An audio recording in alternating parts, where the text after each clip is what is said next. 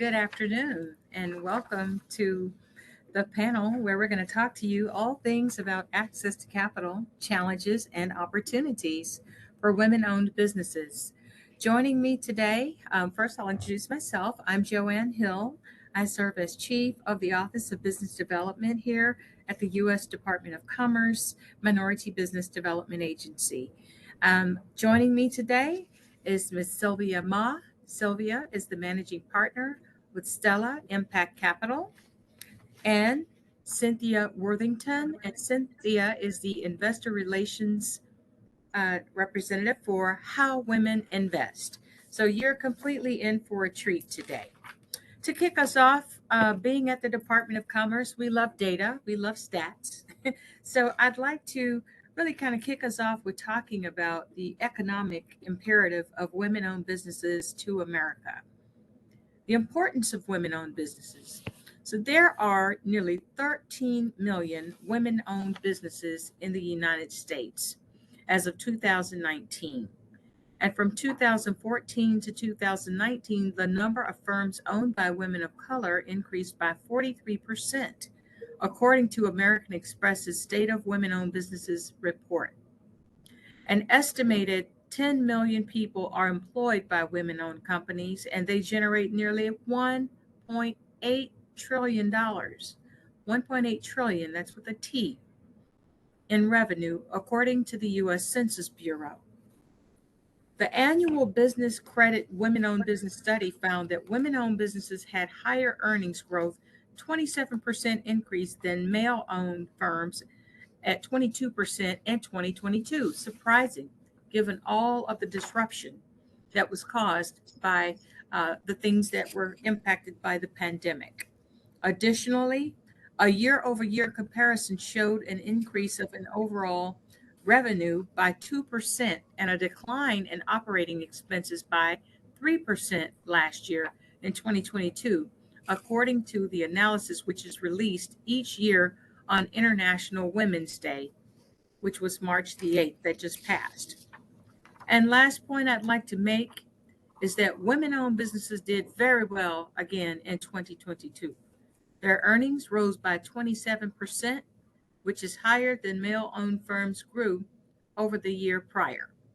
We saw growth among women-owned businesses in sectors such as services, manufacturing, accommodation, and food and healthcare.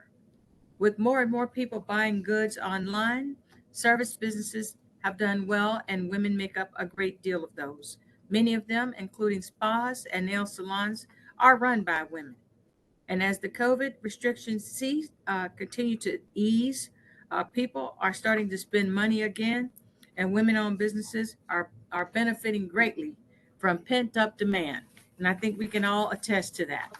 With that, I'd like to kick us off and talk about access to capital. So, ladies, I want to start with you, Sylvia. What are the types of funding sources available for early startup firms that you've seen in your role? Yeah, wonderful. Thank you for that question. I love all of those stats. I heard capital efficiency from all of the women that you're saying we have this many trillion, but there've been an OPEX cost of a reduction of that in 2022.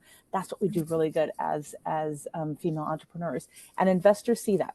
Right in the really early stage, they say, okay, that capital efficiency will allow me to actually invest in this company, and they're going to do more with the money that I invested. So that's a little bit of that gem of why investors invest in women entrepreneurs. What I see as an investor, I'm an angel investor and venture capitalist, is that in the really early stage angel round, we invest in more that founder, where we want that jockey over the horse, right? But we really make sure that we have that opportunity available. So we have ourselves as angel investors, but we syndicate with others. So that syndication means that I invest, somebody else invests alongside me, and that syndication or co-investment, let's say, is an easier term, allows us to have a network effect in this female economy. And then secondly is, as a VC, that those venture capitalists that were kind of farther along, they're going into that early stage investment realm, and they're seeing those founders that are excellent leaders. They understand their product market fit, they're capital efficient, and they're gaining revenue, right? We heard your stat of the $1.8 trillion that the women-owned businesses are bringing to the economy of the United States. We see that, and as VCs, as early stage VCs, we look at that, we look at their numbers, and we invest. So you see these angels coming up, and we have the VCs kind of coming down into a small the earlier stage, which is usually seed stage. So that's that early stage investment landscape. That is exceptional. That is exceptional. Well, let's talk about that a little bit more. I would love to hear from you, Cindy, your take on that, and what are you sensing? What are you seeing in that regard? As far as access to capital? The types of funding sources that are available for early startup Yeah. women-owned businesses. So it depends on the type of business, right? So a lot of what Sylvia is speaking to are the high growth potential venture capital, someone that could attract pure venture capital, angel and venture capital, right? But there are a number of different the businesses that you're referring to in your statistics probably also included a lot of local businesses, whether it be a lifestyle company or a more traditional company, because they would more likely access the traditional channels. So whether it be SBA lending, friends and family, right? That's right. Or those types of things. So it depends on what kind of business you have, right? And you need to know up front that not everything is a fit for venture capital. When it is, it can be a great fit, although fortunately, women only receive 1.2% of venture capital funding right now. That's right. So that's really, it depends on what business you're trying to start. Excellent point, Cindy. And I see that you were about to say something, so go ahead. Chime right on in. I wanted to and awesome point. Sure. And I would add to it is that where I love the data. I'm a data girl, right? So 1 to 2%, yes, of venture capital goes to female entrepreneurs. About 24% of angel funding goes to women. And lo and behold, 25% of all angel investors are women. So women investors, angel investors, invest 2 times as more into women entrepreneurs. So that kind of synergy is really cool. And then Cindy brings up a good point. Yes, it depends on the industry. It depends on the company. Joanne, you referenced a lot of those small businesses. When I speak to entrepreneurs, it's like, how do we have a hybridization approach of a little bit of angel, a little bit of friends and family, bootstrapping isn't bad, it's amazing, and then loans, and how do you really be capital efficient so that you can say, at this point, I need some factoring. At this point, I need some manufacturing help. At this point, I need a grant to do this, or I need to have a little bit of angel money. Those angel investors are values aligned and really want to help. Great. And then maybe that 2% of VC, which is, we can talk about that, but let's be positive. And that might be an alternative going forward, but that really great, especially in this economic time right now, you have to look at all of the angles and see, where are you at, what's the industry, and what's the stage of your company to find the best kind of portfolio of types of funding for you as a business. That's an excellent point and an excellent segue. I love how you shared the different aspects of financing, given where the life cycle of the business is, to the point that Cindy was making with regard to it depends. It depends on the type of business you're starting. You might be starting a restaurant, you might be starting a food truck. Those are huge. There's about 20 of them out here outside of our building here today. And it just really runs the gamut, right? You could be in a high growth innovation. You could have, founded a new app that's going to revolutionize or be a major disruptor that has potentially high growth opportunities. So you would be ideal, for a private equity or angel investment or VC pitch, if you will. But I would like to ask you, let's talk about, they say that investors invest in people and not ideas, right? And how do you get traction if you have not already had a successful startup and you're wanting to make a pitch, to one of these female investors or maybe another type of lender who you have a wonderful business concept and it's been well baked, but you weren't successful the first time, but you're saying, I know, I feel very confident that I can do this time. Let's talk about that a little bit. I'll start with you, Cindy, and then we'll Sure. pivot back to Sylvia. Hmm. Well, I definitely love Sylvia's analogy. You really are picking the jockey, not the horse, which it is the exact same thing, right? Investors do invest in people, and banks actually give loans to people, right? It does come down to a person. So even if you're early on, understand that people will often want to help you, right? So broaden your network. It's still going to come to people, right? Who do you know that is doing what you wish, what you are trying to do, right? See if you have a connection to have a conversation with those people. Build your network. I think the session before this, they talked a lot about showing up at events, right? You might not meet someone who is a direct investor, but you might meet somebody who has been through the same thing you have, right? So if you're starting early, the other thing is use your skills to your advantage. So I always counsel the folks who are in the younger end of the age range.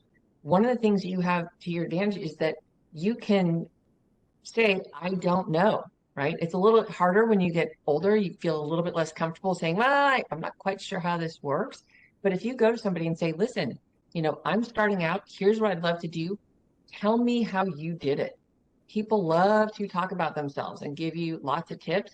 And frankly, to the extent that you develop relationships with those people, they may be absolutely interested in investing. Excellent point. Excellent. Um, yes. So, Sylvia, I know you are ready to chime in on this because you were walking right into it. As Cindy indicated, people invest in the jockey, not the horse. That was an excellent analogy. Yeah, talk to us about that. Yeah, I want to also say is that, I take a very lean methodology approach. So you asked a really great question, Joanne, is if you have the passion, you don't have the experience, you don't have the network, how do you start off? And we're telling you it's about you, but maybe the idea, right, is how do you validate that idea?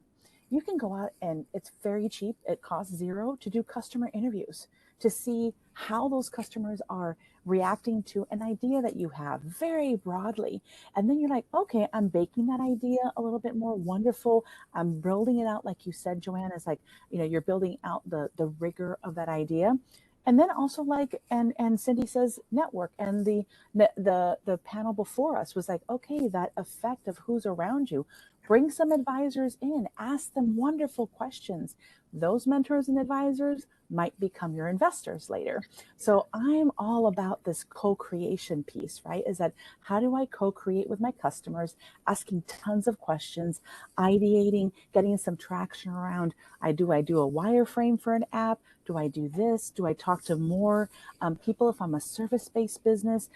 Bring in somebody maybe as a beta tester, connect with them, and then ask these kind of advisor mentors in your network. And it can be a peer mentor. Don't forget about the person sitting right next to you. It doesn't have to be somebody 10 steps ahead of you. You can just have somebody one step ahead of you, really breathing in some great advice. And you don't know if that person sitting right next to you is an investor. So that co-creation of an incredible idea, incredible startup with an investor, they're vested, they want in, they want to support you, and it's off to the races. And that is sage wisdom. I tell you, the panel before us talked about. They did talk about mentoring, uh, getting involved, staying involved.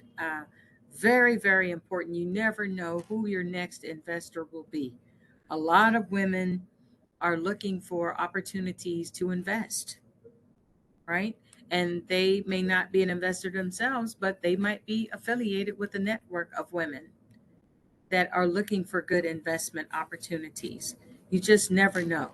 I would say, stay ready, so you don't have to get ready when you're out moving and shaking, in circles and affiliating. So my next question is, there are many options for access to capital.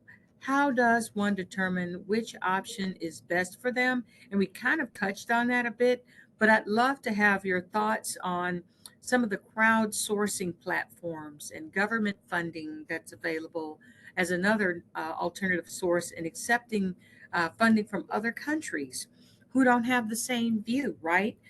In my world, we sometimes refer to that as foreign direct investment.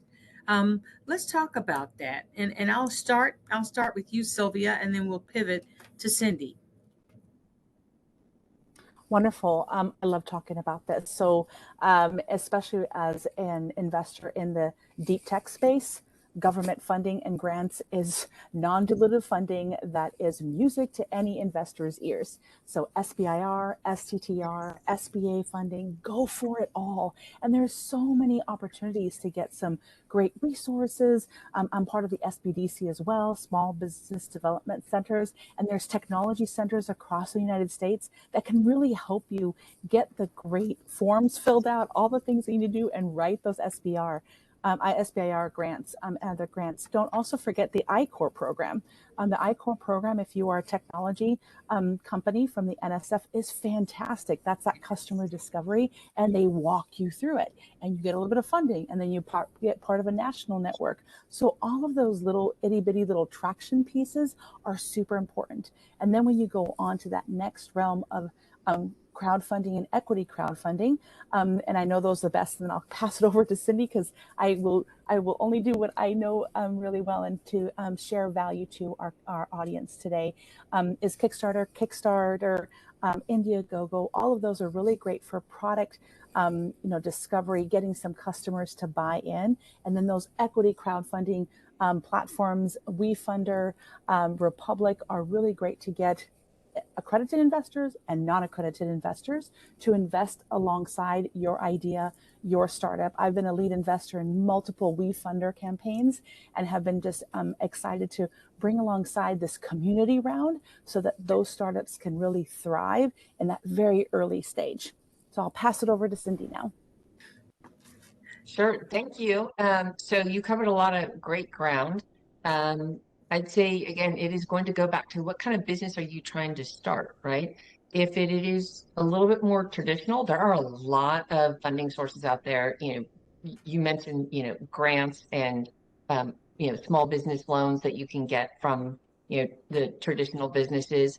Now, there's pros and cons of everything. Every source has its upsides and its downsides. If you're getting an SBA loan, it requires a personal guarantee, right? But all of them really exist on a risk spectrum, right? So for things that are earlier stage, are not as proven, what the capital that you're going to get is either going to come with strings, like a personal guarantee, or it's going to come with a pretty heavy ownership stake, right? Think of Shark Tank, right? Which, by the way, I've heard from people who have been on Shark Tank, and the inside skinny there, because one of my friends is on the Cal Poly board of advisors for a lot of their entrepreneurial businesses. So what you see on TV is fantastic, and they do a great job of selling themselves, but the deal that gets struck is really different after the fact. After the segment ends, then they really sit down with even if they say, "Oh, you've got a deal," they'll negotiate it on the back end. So the real trick, if those of you guys, your product is something that would go on a Shark Tank, is to actually still get on Shark Tank, get that exposure.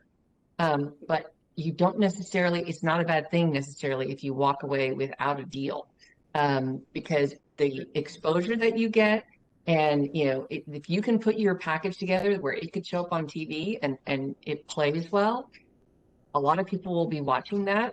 You can strike potentially a better deal because the ownership stake that you're giving up might not be worth what you get back in return, and other times it would be, right?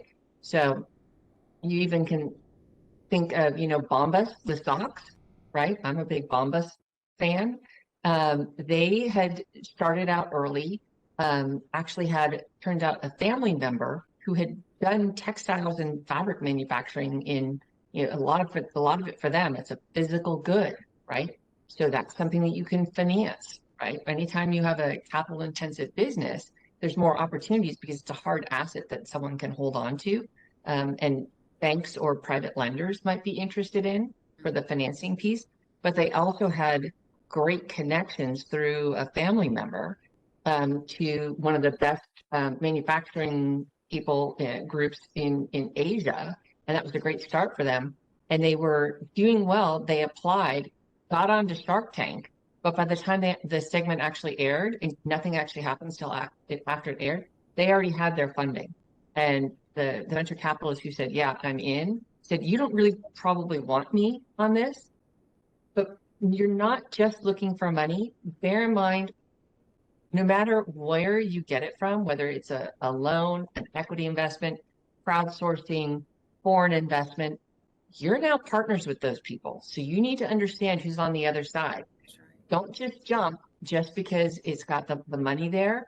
Think of it like a pretty long-term marriage with a kid, right? Not so easy to get out of. And you're going to need them to be supportive of you for, extended periods of time if you have, a business that you think has legs and will be around for a long time. So there's trade-offs and things to consider. Yeah, so that's why the crowdsourcing sometimes, depending on the product, can be fantastic because it's a consumer-based product. Not only are those people putting money in, but they're going to be telling their friends and your product takes off. Whereas in other circumstances, if it's a more complex product and they don't really understand it, they might get skittish. Something happens in the market and they're trying to pull out, and you're spending all your time just babysitting people who probably weren't the right fit for you in the first place. So That's excellent feedback, Cindy. And I love the point that you made as well about equipment, the hard assets. The equipment financing is really a mulligan. So we were talking about golf. I heard somebody talk about golf earlier, but equipment financing is a mulligan because you're managing an asset, right? And people know they have some recourse. if Right. if things don't work out, they've got something that they can redeem for some of their cash if they have to. Right. We don't want that to happen, but if that is in fact the case, we know that that is something that can happen. I would be remiss if I did not talk about, just share one nugget that I'd like to share. At MBDA, we have a $1 billion goal annually where we help our clients to secure financing. And it runs the gamut of the type financing that they receive, assistance for financing that our national network of business centers and specialty centers help them with. We have 41 business centers, 4 export centers, 4 advanced manufacturing centers, and a federal procurement center. And then we also have a portfolio of enterprising women of color, Native American centers, etc.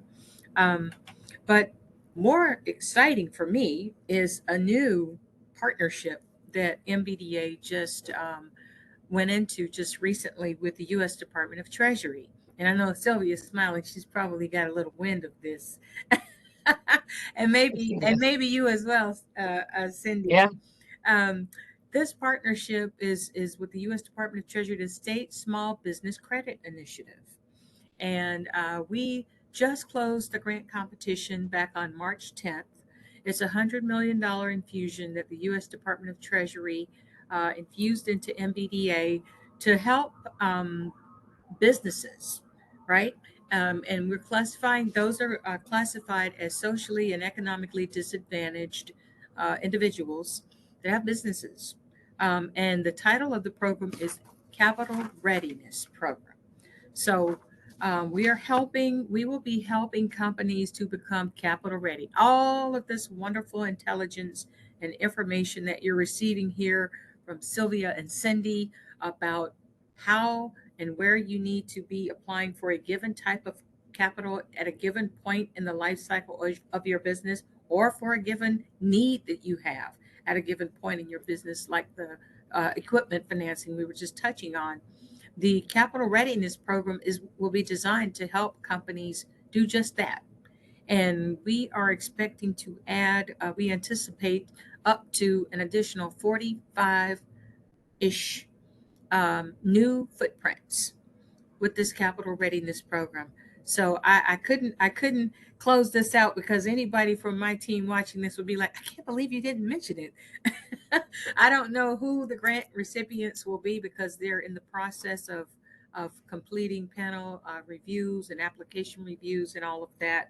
But I can tell you it was a very high demand, very high demand. We had well over 1,000 applicants, well over 1,000 applicants, right? That tells you the demand for it. And I'm really looking forward to it. Cindy, you were about to say something? You know, I was just going to say, I think that's the same program that is also doling out a bunch of money to each state, and each state is determining, it is Department of Treasury, how they are going to execute that.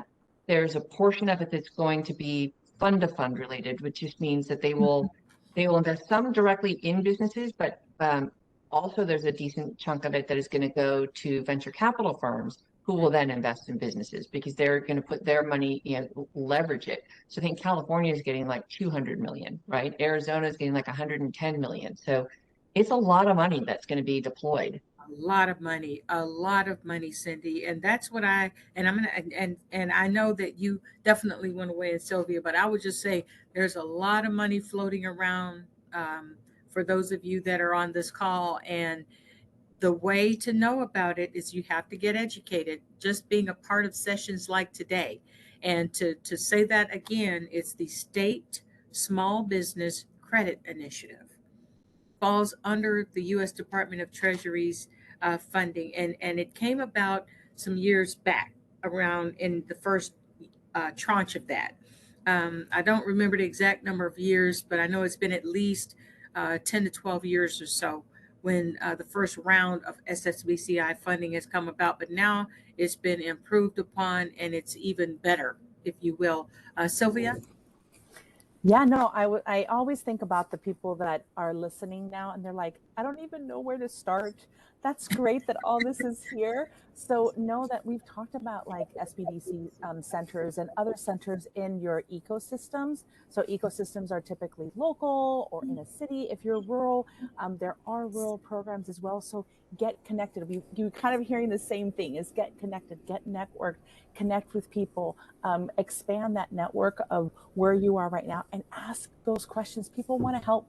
People want to help. People want to invest. And of course, then we have these larger investment opportunities. So I just always think about the person that's in the room that says, I don't know how, reach out.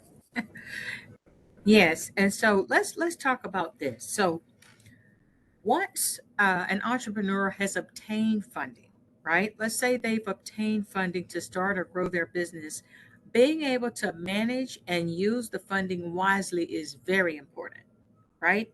Like, woo, happy days, we've got money. Okay, so, but once you get that money, right, what are the types of training and skills that you would recommend are important to have in an effort to successfully manage funding that is acquired and use it for what it was intended for? Let's start with you, Sylvia. Wonderful. I think that I'm going to take a little bit of a people approach. First is no matter how, and I think Cindy kind of has that same thought process as well, but the people of a startup, people of a business make it thrive. It's the DNA of that company. So if you get a lot of money and you have all this technical stuff and you're doing all these wonderful things, but the people are not working hard, they don't have a good work ethic, that kind of starts to crumble. So as a leader of a startup, think about that culture creation. Do you have the diversity on the team that you need to have different thought processes, making sure that you have operations in place so everybody feels like they're supportive. You would think like operations is not support, but it actually is. So when it's willy-nilly and not organized, that's when it kind of gets deteriorated. But if you lean in you care about your team. You've seen it through the pandemic as well, is those companies that really cared about their employees and their people survived. So that's one thing.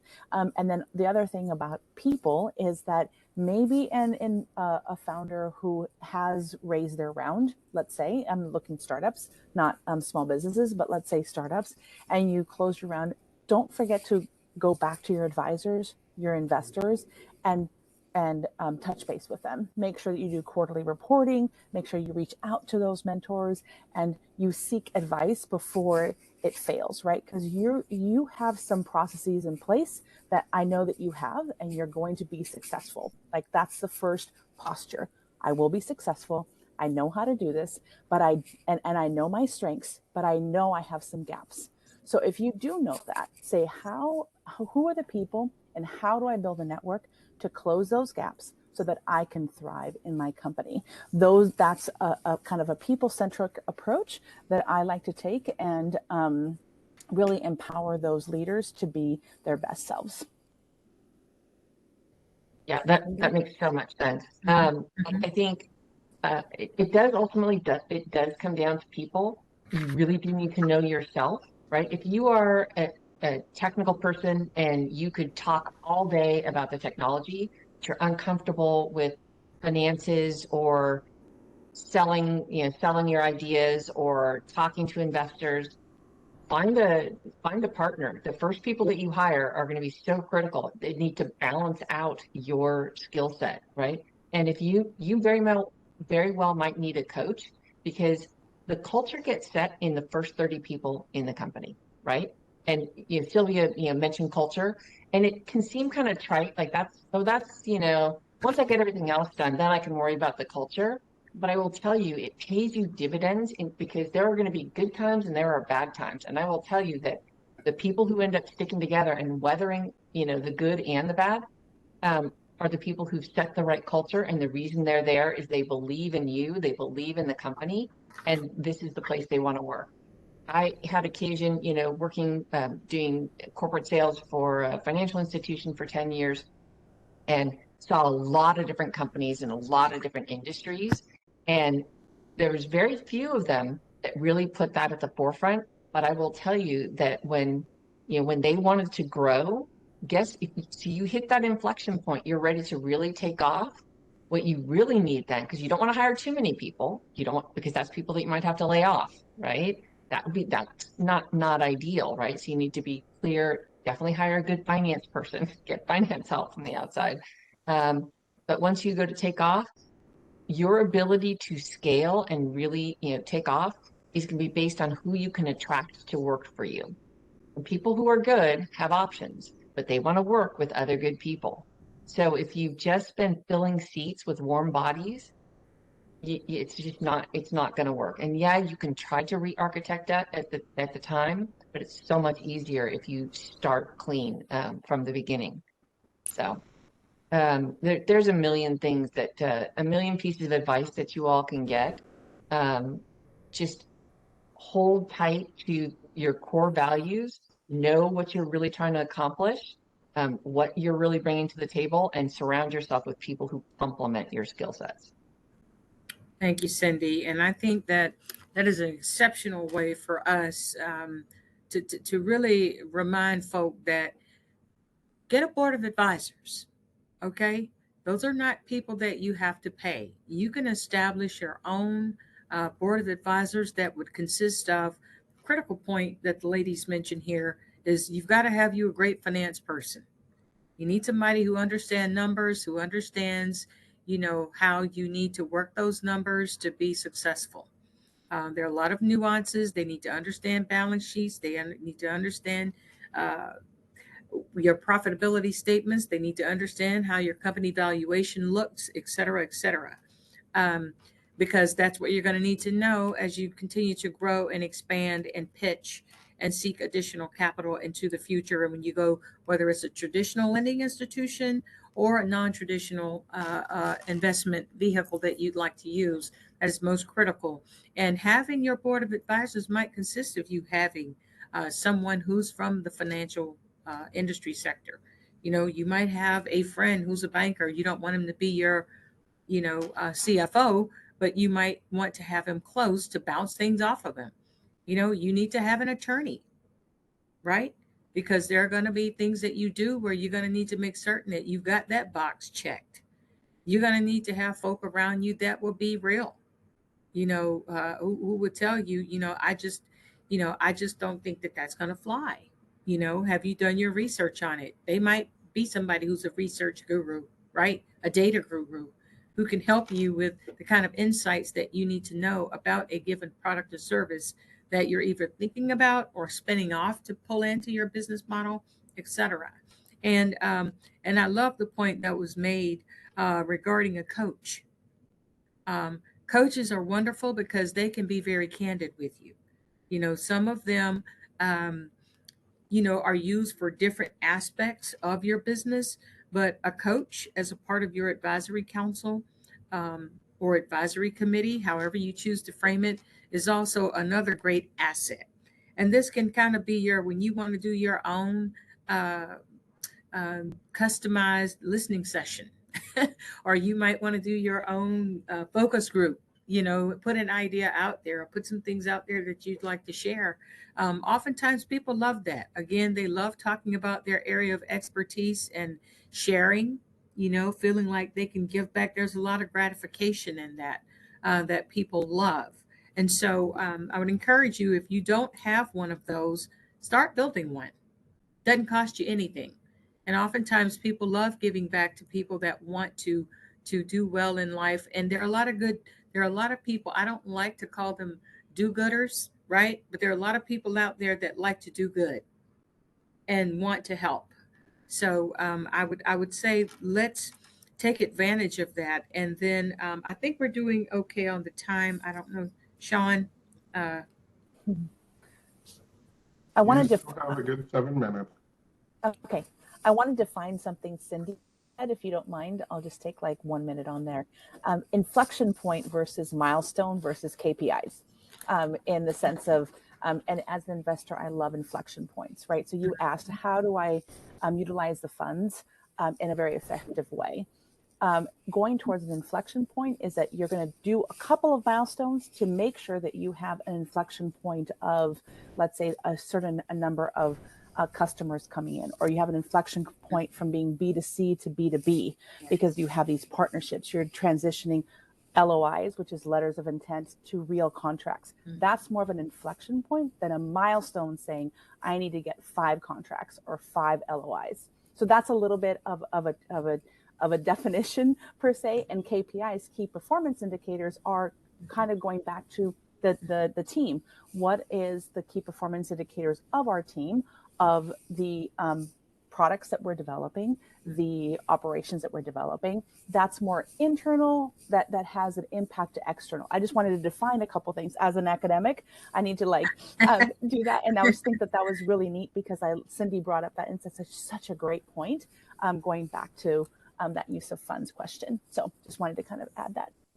Well, that, and I will flash back to something that you said earlier as far as women being very capital efficient, because as many of you are out there trying to, start or grow your business, there's a lot of people trying to start and grow businesses, but some of them are starting and growing businesses to sell to people who are starting and growing businesses.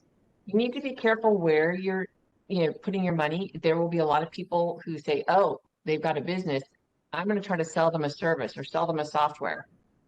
You're not going to want to layer in every bell and whistle from the beginning. You got to wait until you actually have traction. I had an old CFO that, even though we were a public company, he said, I'm not, and we'd point out, like, we need all these systems, we need all these people. He said, until sales hits, an inflection point where I know the revenue's coming in, I am not going to invest in a ton of infrastructure, right? That's right. And there's a time and a place, but don't get too, cart ahead of the horse, right?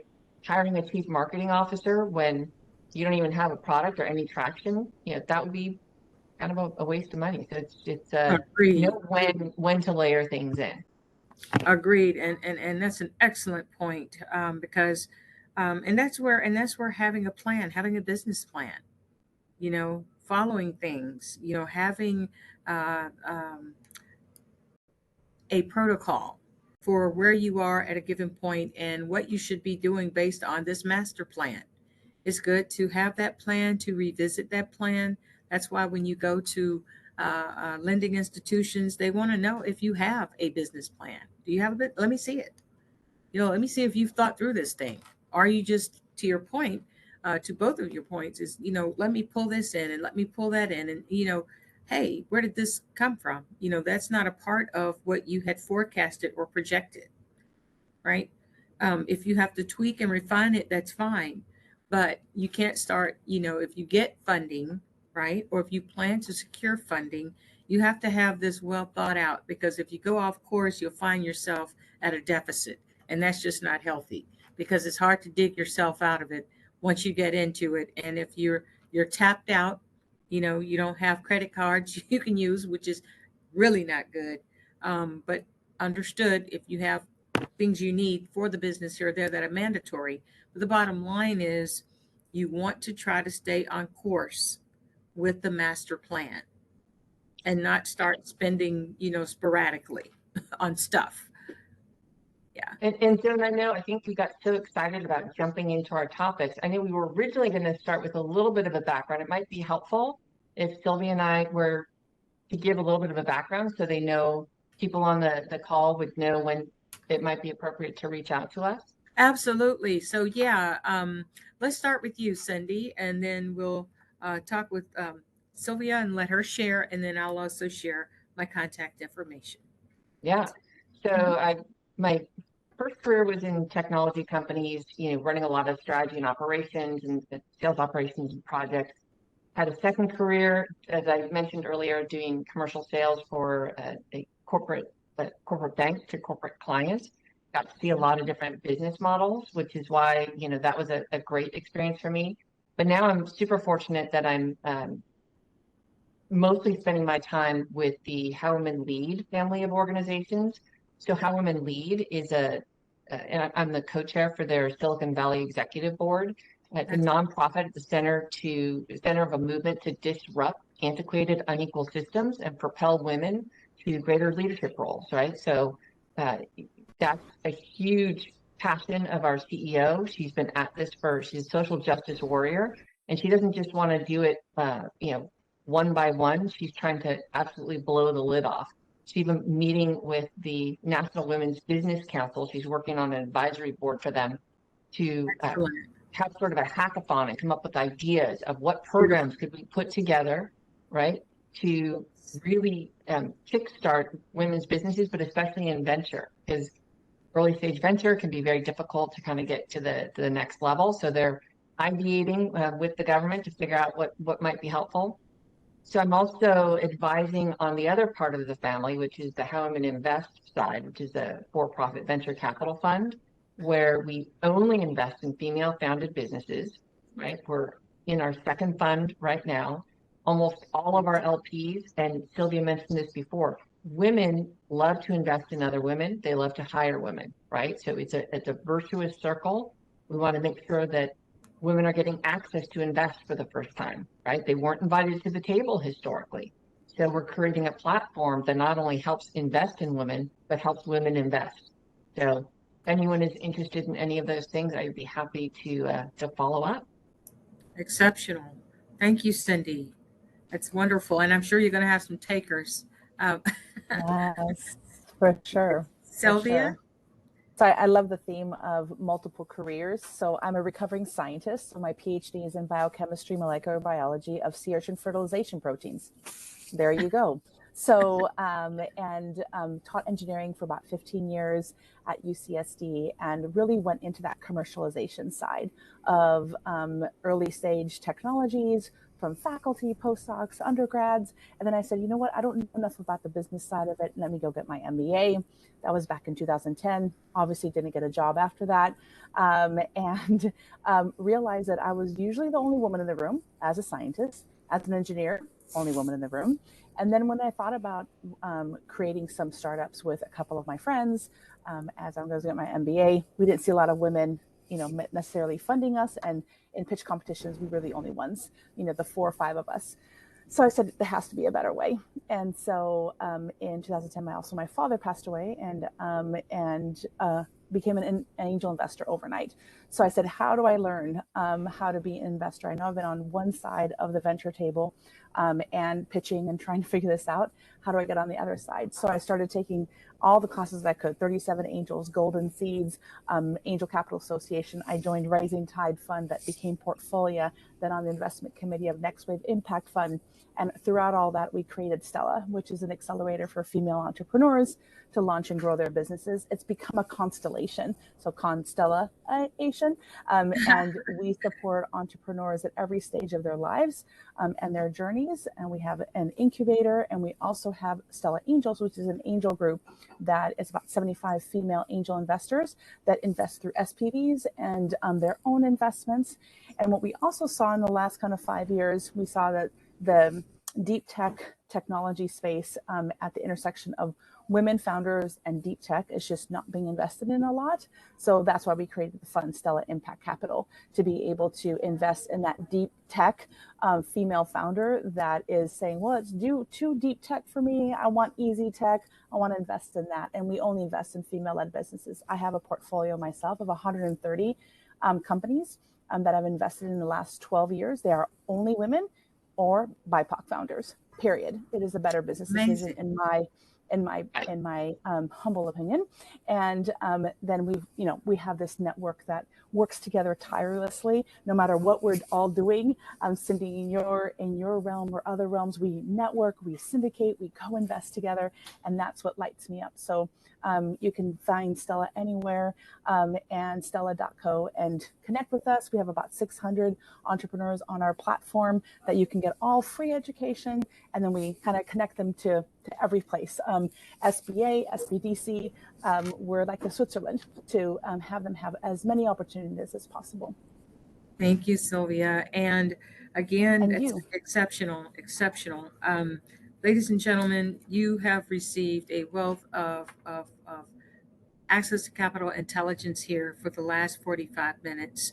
I would encourage you to stay on the lookout. I myself started my career with the FDIC and did bank examinations. Then I went to work for a minority-owned bank in Atlanta. Did everything from consumer lending to preparing commercial loan packages. Today, I work with organizations such as the one that Cindy and Sylvia coordinate, a National Association of Investment Companies. We have a couple of really amazing partners that we have now, one in Philadelphia, the Enterprise Center, that is doing some remarkable work there. And like I said, stay on the lookout for the right the capital readiness program that'll be launching sometime in the early fall. I'd say it takes us about 3 to 4 months or so once the competition closes to get those grants off the ground and out into the field. And I would just say this with Sean, thank you for the invitation, Sean. We love the U.S. Patent and Trademark Office. As for those of you, you heard us talk about innovation and all kinds of cool stuff. We want to make certain that your intellectual property is protected, particularly as you look at foreign direct investment that comes into the United States. Everybody's trying to chip away at our, intelligence as a nation and our competitive advantage. But this right here has been a remarkable platform for you to gain some really great knowledge. And I think it's been wonderful. It's been an honor and privilege to be here with you. And thank you for the invitation, Sean.